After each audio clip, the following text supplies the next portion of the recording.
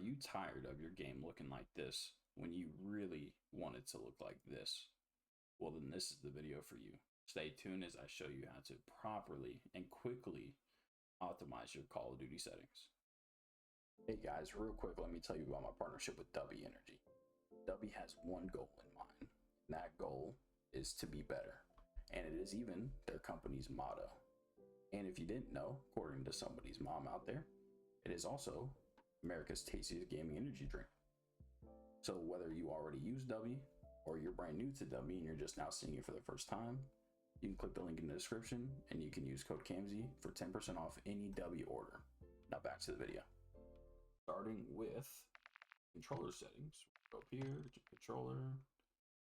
All right, first one, edit button layout. I personally switch my melee and jump around.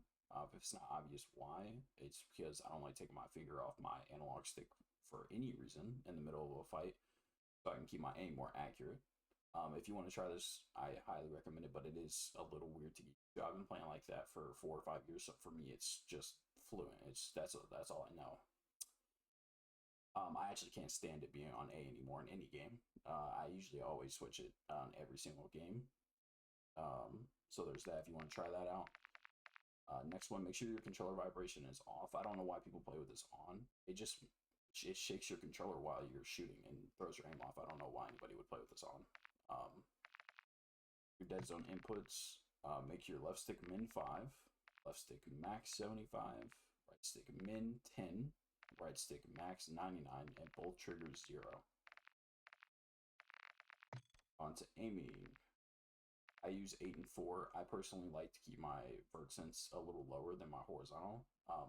Whenever it's like the same or even close, I feel like I just don't have like that accurate of a shot. I feel like it moves too quickly up and down when you're trying to control the recoil, so I usually like to have this one a little slower. And then I leave ADS sense multiplier on 1. Don't change this, just leave it on 1. For aim response curve type, if you have a standard controller, then put this on dynamic. But if you have a very flashy, expensive dynamic type controller already, then leave this on standard.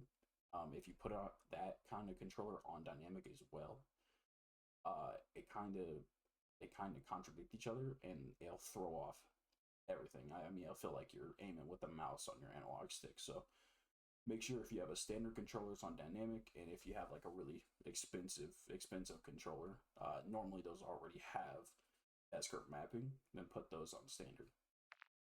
For your ADS sense multiplier focus, put that on 1 as well.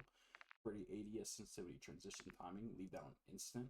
I think for some people it might be on gradual, but put it on instant.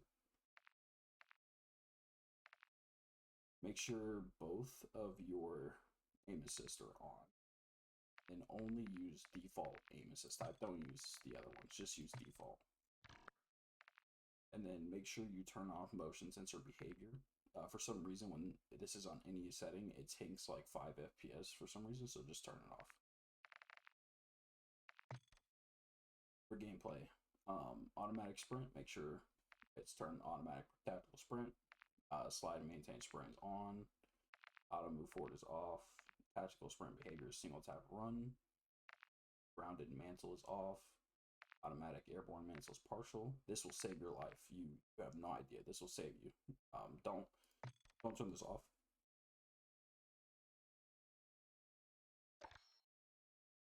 Sorry about that. Don't turn this off. Leave it on partial. For the slide dive behavior, I use slide only. I think it's pointless to have dive. Dive almost never helps you. There is some situations for dive. If you really want to have it, you definitely can. But I find more times than not, especially on a controller, it's really easy to slide when you want to dive and dive when you want to slide. So I just use slide only. Parachute automatic behavior, just turn this off. If it's on free for all always, it's just going to get you killed. So just leave it off. Just pay attention. See, I think, oh, yep, here we go. Interact, reload behavior, prioritize interact. Just get used to having to hold to reload.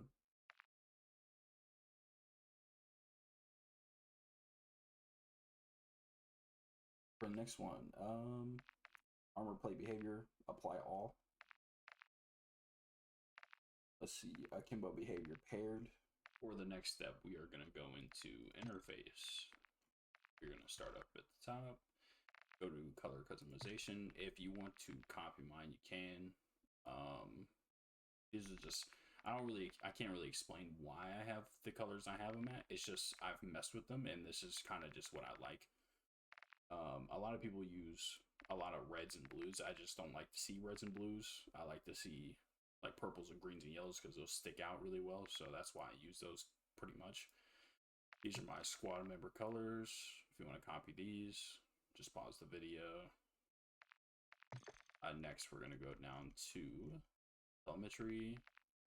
Go to show more. Turn on FPS counter, server latency, packet loss, GPU time, and processor CPU time. These will show up at the top left. They're out of the way and they provide a lot of useful information while you're playing. Especially these two, will need these in the next step. All right, so now for the good stuff. We are going to go to graphics. We're going to start with view. If you're playing Warzone, obviously, you should just play on 120.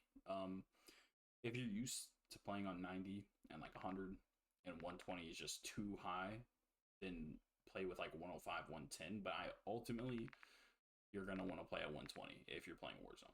It's the best. I mean, it allows you to see the most.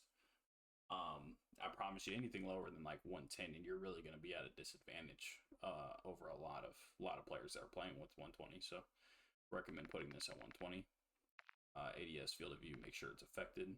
Your weapon field of view, make it wide, and we make it wide because the weapon looks smaller versus, you know, making it narrow and it looks bigger. So that's why we use wide. Make sure both your motion blurs are turned off. Make sure film grain is 0. Make sure both your camera movements are at least at 50%. Make sure your spectator camera is at game perspective. I don't know why anybody would film a camera.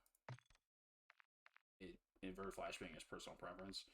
I usually play a lot at night, so I don't really like to have that bright white flash in my eyes, so I turn it on so it looks like this in the right over here. Next, we'll go to quality. All right, so this is big. So our dynamic resolution, absolutely make sure this is turned off at all times. For upscaling and sharpening, I used to use Fidelity FX CAS at 100%, and it was okay, but I started to have frame problems after a couple updates, after a couple driver updates. My frames, you know, were starting to drop pretty big. So I started experimenting more. I ran into AMD FSR 3.0. Anybody can use this, or at least anybody should be able to use it. I have an Nvidia graphics card, and I'm still able to use it. You're going to want to put on AMD FSR 3.0 or Fidelity FX CAS. You can put on CAS, just put it at 100%. For me, I'm using this now. It helps incredibly with FPS. I went up 100 FPS with this. It's actually insane. So go to show more. For this to work, you have to make sure that AMD frame generation is turned on. Now, for the preset, only use quality or only use ultra performance. The two in between don't make big enough differences for the drawback. For ultra performance, it will give you an insane amount of FPS. I go from like 120 to like 200 when I put this on. The only downside is like at far distances, it starts to look kind of blurry and it just doesn't look very good. It doesn't bother me that much and it's really not even that bad. But I'm not someone that needs 200 FPS or even wants 200 FPS. I usually strive between 120 and 160. So I use quality. Quality still allows me to have the perfect, you know, image quality. And I still have like between 160 and 180 FPS. But if you just want FPS, you don't really care that it looks blurry from a distance, then throw on ultra performance and you will have amazing FPS. Make sure path tracing and ray reconstruction is turned off. Your VRAM scale target, make sure that this is just at least on the bar here. Just make sure that the target is like considerably higher than what your usage is. Like leave a big enough gap here. if it's too low, or even sometimes too high, being too high shouldn't even matter, but if it's too low, you might start stuttering. So if you're stuttering at all after this is over, this could be the reason. You might just need to turn it down one, maybe turn it up a little bit. I used to use 80. I just go down to 60 now because if you see this big gap here, I just don't need that big of a gap, so I go down to 60 here. And you can even use 50 if you really wanted to, but I just use 60. It's a sweet spot for me. We're going down to the settings. Down here, details and textures. So texture resolution is low. Texture filter is high. Depth of field is off. Detail quality level is low. Particle resolution is very low. Bullet impacts and persistent effects are both off. Shader quality is high. The reason we have this high, if you can't tell in the pictures here, is if this is off, like if this is low, I mean, you can't see anything in here. If somebody was hiding in here, you would never be the wiser. But right here, when it's on high, nobody's hiding from you in here. These shadows are nothing. I mean, nobody's getting away from you in here. So I think this just speaks for itself right here. And it definitely works because I used to have this on low. And then when I turned it to high, I just noticed it was a lot easier to see people, especially in buildings. On-demand texture streaming, turn this off. Low texture streaming quality, low. Shadow quality, very low. Screen space shadows, ambient occlusion, and screen space reflections, all three of these turned off. Static reflection quality is low. Tessellation is off. Volumetric quality is low.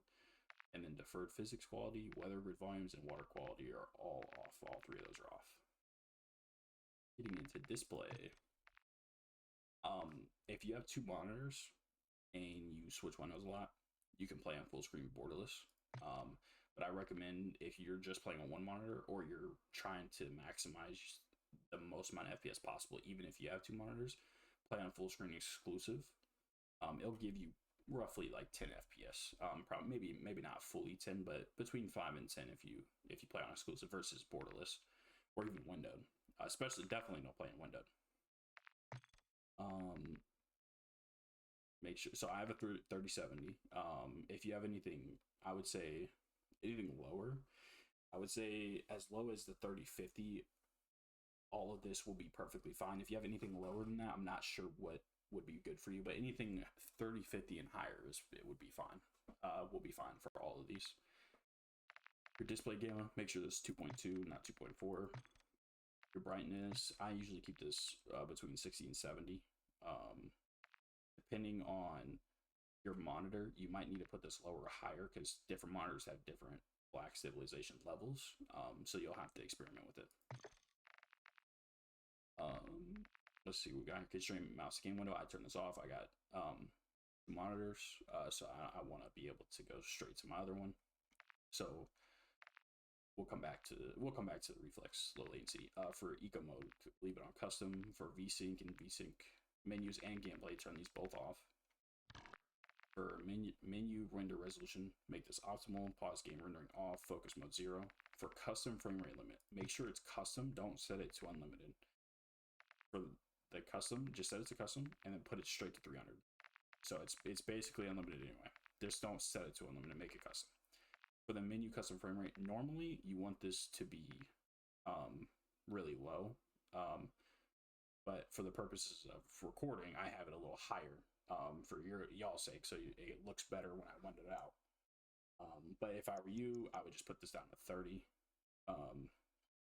Maybe not 30. It would probably be 60, but I'm just gonna do 120 for now.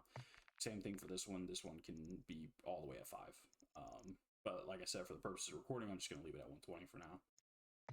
But these can both go as low as you want, or even 60 for this one.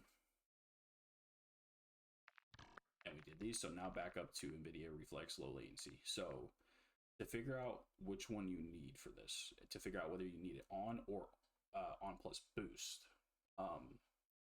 if you have this option, then figure out which of the two you need. If obviously you don't even have it, then don't worry about this. But definitely if you do have the option, don't turn it off. It needs to be at least on or on plus boost. So to figure out which one you need it to be on, you'll go into a game, and in that game, as soon as you get past the first stage to the pregame lobby, and you're actually flying in, maybe even a multiplayer lobby if you want to do it like that. Once you're flying in and you land, start, moving around, whatnot. And earlier when we turned on GPU time and CPU time, you're going to want to pay attention to these. So when you're moving around through buildings and fighting, you're going to want to see which one is higher than the other. So if GPU time is consistently higher than CPU time, then you're going to want to leave this on. That's why mine is on and not on plus boost. My GPU time is consistently higher than my CPU time when I'm in game. The menus don't reflect well. You have to actually be in game for this. If your CPU time is significantly and consistently higher than your GPU time, then you're going to want to have this on plus boost. So that's how you figure out which one you need for that. And it definitely makes a difference. I was playing on plus boost for the longest time. I realized that I should have just been on. My GPU time was significantly higher than my CPU time. I turned this to on, and I had 20 frames. It makes a huge difference. I had 20 frames. I instantly had like a little bit of less like delay. I have very little delay already, but I could tell just with those extra frames that I had even less delay. So this definitely helps a lot. So for those of you that are tired of your game looking like this, and you really want them to start looking like this right here, because who would not want their game to look like this? I mean, I can see everything here. So to do that, you're gonna bring your Nvidia filters on, bring your game filter on. So you're gonna go to your filters, you're gonna add sharpen, brightness and contrast, details, color. For sharpen, you're gonna leave both at 0% for both. Brightness and contrast, exposure is 0, contrast is 28%, highlights are negative 72%, shadows are 16%, gamma is 0%. For details, sharpen is 71%, clarity is 17%, HDR tone is 61%, and bloom is 0%. Alright, for color, tint color is 47%, tint intensity is 19%, temperature is 2.5%. Vibrance is 74.9%. And those are the filters. And this is what it looks like. So I'll show you guys one more time what it looks like with them off and then back on again. So you can definitely see the differences this makes.